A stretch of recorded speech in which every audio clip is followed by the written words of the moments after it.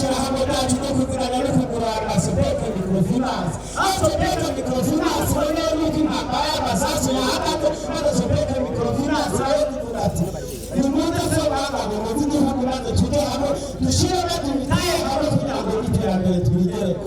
Niho hata hano uyu mwaka imyaka iheze maze umuyobozi yacu kivuga ati turi kumwe twese birashoboka. Abayobozi ba Sopeke Microfinance tereka tujye mu mabanga y'umurongo n'igihugu cyacu cy'uburundi. Twumvise ariko imbere mu muba wese ubona igifungura n'umufuko wose ubona amafaranga. Niyo intego Sopeke Microfinance ifite kugira ngo abarundi twese umufuko wacu ubona amafaranga. Yani kwiga mu gihugu cyose ahantu hane hose n'ubundi ingurane maze kabakungurane maze akanyungu gatoya katababaza umwenegihugu. Abenegihugu nabo bagashima bakavuga ati ewe Sopeke Microfinance waje hanyuma akandi twimurane baramukandaniza niko tugiye twashima.